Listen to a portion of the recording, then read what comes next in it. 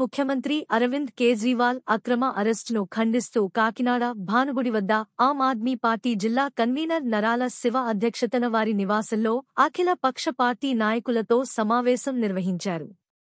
ఎన్నికల నియమావళి అమలులో ఉన్న నేపథ్యంలో అఖిల పక్ష పార్టీల ఆధ్వర్యంలో చేపట్టే కార్యక్రమంపై సమావేశం నిర్వహించి చర్చించారు. కేంద్ర ప్రభుత్వం ఎన్నికల నియమావళి అమలు ఉన్న సమయంలో అక్రమ అరెస్టులు చేసి తద్వారా ఆందోళనలు చేపట్టకుండా చేస్తుందని మండిపడ్డారు. ముందుగా భగత్ సింగ్ చిత్రపటానికి నాయకులు పూలమాల వేసి నివాళులు అర్పించారు. ఈ సందర్భంగా వారు మాట్లాడుతూ కేంద్ర ప్రభుత్వం ఏకపక్ష ధోరణిలో ఢిల్లీ ముఖ్యమంత్రిని అరెస్టు చేసి రాజకీయ కక్ష సాధిస్తుందన్నారు.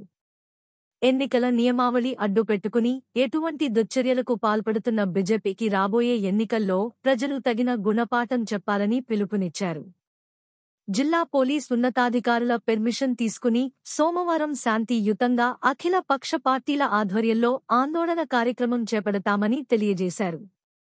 ఈ కార్యక్రమంలో కాంగ్రెస్ పార్టీ కాకినాడ నగర అధ్యక్షులు రాజు, పౌర సంక్షేమ సంఘం దుసర్లపూడి రమణరాజు, సిపిఐ నాయకులు తోకల ప్రసాద్, సిపిఎం నాయకులు దువ్వ శేషుబాబ్జీ, ఆర్పీఐ నాయకులు పిట్టా వరప్రసాద్, ఆమ్ ఆద్మీ పార్టీ జిల్లా కార్యదర్శి కృష్ణ మోహన్, జిల్లా మహిళ విభాగం నాయకురాలు మహాలక్ష్మి, రియాజ్, గ్రంథి నాగేశ్వరరావు, ప్రభాకర్ తదితరులు పాల్గొన్నారు.